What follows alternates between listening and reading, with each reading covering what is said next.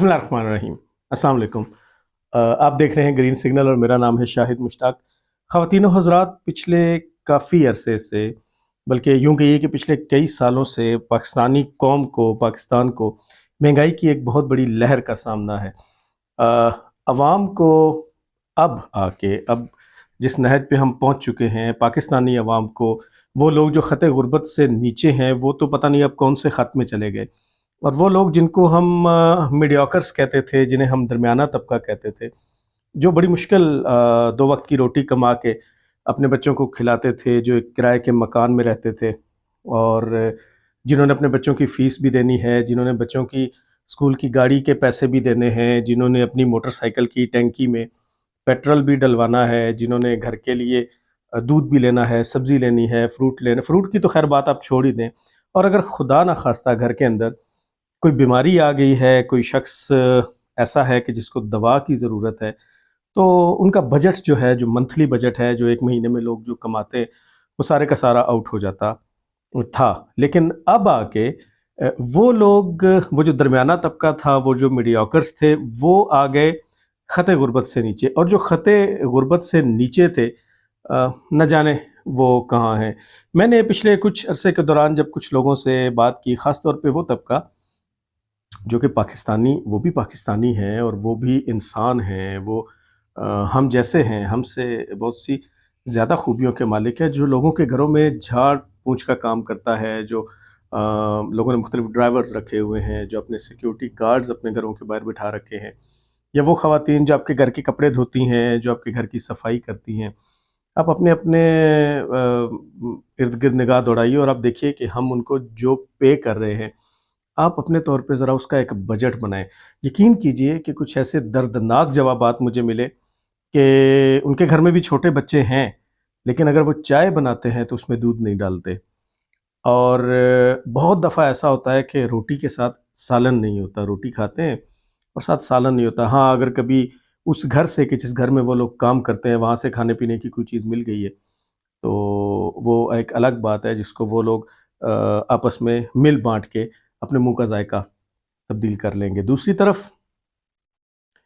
वो लोग जो मीडियोकर्स थे, जो कम से कम अपने घर का किचन चला रहे थे, या जिनके पास बचत तो नहीं थी, सेविंग कोई नहीं थी, लेकिन एटलीस्ट ये हो रहा था कि जो उनकी आमदन थी उसमें उनका इज़्ज़त के साथ गुज़र औक़ात, गुज़र बसर हो रही थी। और यही वो लोग हैं जिन्हें हम सफ़ेद पोश तबका कहते हैं, जो किसी के आगे हाथ नहीं फैलाते, जो किसी के आगे किसी से मांगते नहीं, किसी से इस बात का इजहार भी नहीं करते कि उनके ऊपर क्या गुजर रही है, क्या बीत रही है। उनकी तनख्वाहों में, उनकी आमदन में, उनकी दिहाड़ियों में तो इजाफा नहीं हुआ,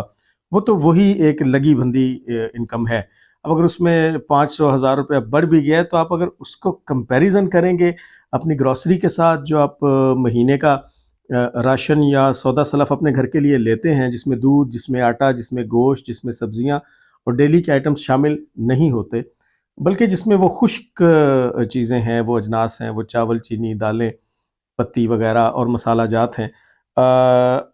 उनकी कीमतें इतनी तेज़ी से ऊपर गई हैं कि अब वो लोग डेफिसिट में चले गए हैं। अब उनके लिए अपना तन ढांपना मुश्किल हो रहा है। आप यकीन कीजिए कि अब आपको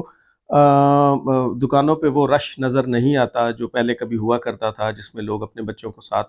उंगली पकड़े कुछ उनके ख्वाब पूरे करने के लिए ले जाते थे, कोई कपड़ा जूता ख़रीद लेते, कोई ऐसी चीज़ कर लेते थे। तो वो लोग अब एक तरफ दबके बैठे हैं। आपने देखा होगा कि स्ट्रीट क्राइम्स में इजाफा हो गया। रावलपिंडी और इस्लामाबाद ख़ास तौर पे पाकिस्तान के महफूज तरीन शहरों में से समझे जाते थे, लेकिन आप यकीन कीजिए कि अब इस वक्त हाथ में मोबाइल फ़ोन पकड़ के रावलपिंडी या इस्लामाबाद की सड़कों या फुटपाथ्स के ऊपर चलना मुश्किल हो रहा है। लोग आते हैं, वो आपसे आपकी नकदी और आपकी चीज़ें छीन रहे हैं, और उसके पीछे वजह वही गुर्बत है, वही हालात हैं कि जिनकी वजह से लोगों की रोटी पूरी नहीं पड़ रही। दूसरी जानिब हमारी हुकूमत है, और यहाँ जब मैं हुकूमत की बात कर रहा हूँ तो मैं हुकूमत और अपोजिशन दोनों की बात कर रहा हूँ। मैं उस एलीट क्लास की बात कर रहा हूँ कि जो हम पे किसी ना किसी तरीके से हुक्मरान है, चाहे वो पीपल्स पार्टी के लोग हों, चाहे वो नवाज शरीफ के लोग हों, چاہے وہ پی ٹی آئی کے لوگ ہوں، چاہے وہ دیگر جماعتوں کے لوگ ہوں، ان کے لائف سٹائل کے اوپر کوئی فرق نہیں پڑا۔ بجلی جاتی ہے تو جو ان کے جنریٹرز کام کر رہے ہیں، ان کو مہینے کے بلوں کا، ان کو گروسری کا، ان کو پیٹرول کا، ان کو ان چیزوں کا کسی قسم کا کوئی پرواہ نہیں، اور کسی قسم کی کوئی سوچ نہیں، کچھ نہیں۔ ہاں البتہ ان کے تو چونکہ ڈالرز بہت تھے، ڈالرز رکھے ہوئے تھے، اور وہ ڈالرز بیٹھے بٹھائے بڑھ گئے۔ اگر ڈالر پہلے 100 روپے کا تھا، پھر 150، پھر 250، 200، 250، اور اب 300 تک جا چکا ہے، تو وہ تو بنا کچھ کیے کروڑوں جو ہے وہ اربوں میں چلے گئے، جو لاکھوں تھے وہ کروڑوں میں چلے گئے۔ اور اسی وجہ سے آپ دیکھتے ہیں کہ آپ کے اگر آپ موٹر وے پہ سفر کریں، یا اگر آپ مختلف ہائی کلاس کے ریسٹورنٹس کے اندر جائیں، یا ہوٹلس کے اندر جائیں، یا آپ تفریحی اور سیاحتی مقامات پہ جائیں، یا آپ اپنی ایئر لائنس پہ اگر سفر کریں، تو آپ دیکھتے ہیں کہ وہ جو ایک خاص کلاس ہے جو ہمارے کندھوں پہ سوار ہے، جو ہمارے اوپر سوار ہے، جو کسی نہ کسی طریقے سے حاکم ہے، انہیں کوئی فرق کسی طریقے سے نہیں پڑا۔ گویا یہ جو تماشا ہو رہا ہے، ہم اس تماشے کے کردار ہیں، جبکہ یہ تماش بین ہیں۔ ہمیں ایک پریس کانفرنس کہیں نہ کہیں ہر دوسرے دن سننے کو مل جاتی ہے۔ کوئی اٹھتا ہے، وہ قوم سے خطاب کر رہا ہوتا ہے، کوئی انگلینڈ سے، لنڈن سے قوم سے مخاطب ہو رہا ہوتا ہے، کسی کی بیٹی جگہ جگہ اپنے قیمتی ملبوسات کی نمائش کرتی اور یوں ہاتھ ہلاتی اور اپنے نین اور ناز اور نخرے دکھاتی، اٹھلاتی اپنے الیکشن کی کیمپین کیے پھرتی ہے، اپنے باپ کے آنے کا راستہ صاف کر رہی ہے۔ کہیں ایک وزیر خارجہ کو سیاست کے داؤ پیچ اور گر اپنے باپ سے سیکھنے کو مل رہے ہیں۔ وہ عمر کے اس حصے میں اپنی سی وی کو سٹرونگ کر رہا ہے، مضبوط کر رہا ہے، وہ منسٹر بن گئے۔ میرا بچہ، آپ کا بچہ، میں، آپ، ہم لوگ البتہ وہیں کے وہیں ہیں۔ پریس کانفرنسز میں ہمیں یہ ملتا ہے کہ ہم چونکہ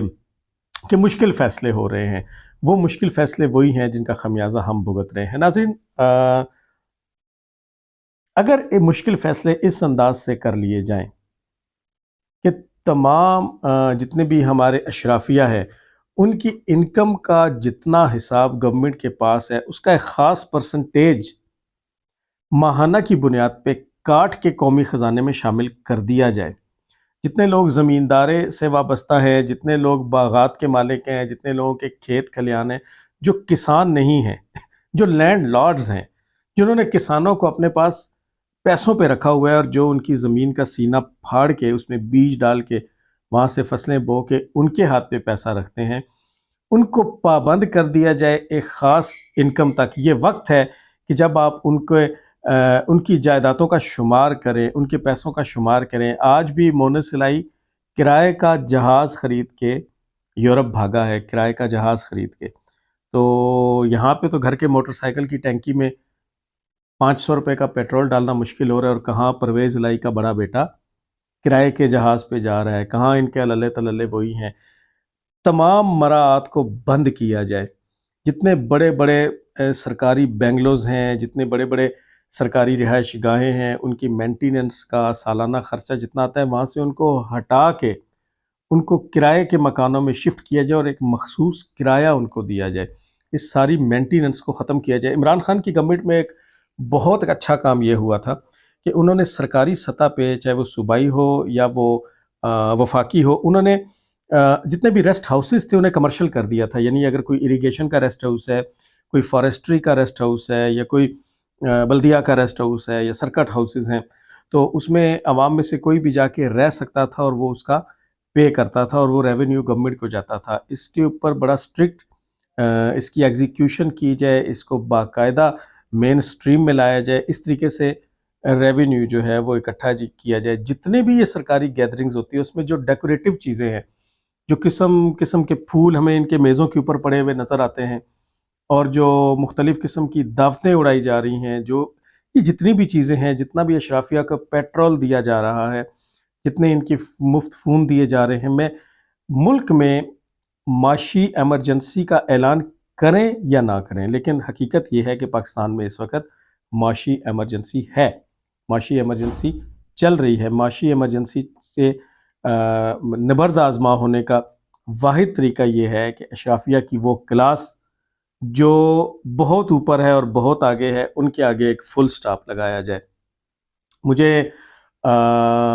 اس حکومت سے کوئی اچھے کی امید اس لیے نہیں ہے کہ اسحاق ڈار ہر دوسرے چوتھے دن آ کے پریس کانفرنس سے خطاب کرتے ہیں اور اس میں ہمارے سینے پہ مونگ دلتے ہیں، اور اس مونگ دلنے میں وہ ہم پہ نیا بوجھ ہمارے کندھوں پہ ڈال کے چلے جاتے ہیں۔ لیکن ڈرامے بازی کو چھوڑا جائے، یہ جو ایک ڈرامہ شروع کیا گیا تھا کہ تمام جو وزراء ہیں وہ بغیر تنخواہ کے کام کریں گے، ہم بڑی اچھی طرح جانتے ہیں کہ تنخواہ کی ضرورت تو وزراء کو کبھی بھی نہیں ہوتی، ضرورت تو بنیادی طور پہ کرپشن کی، اس پیسے کی ہوتی ہے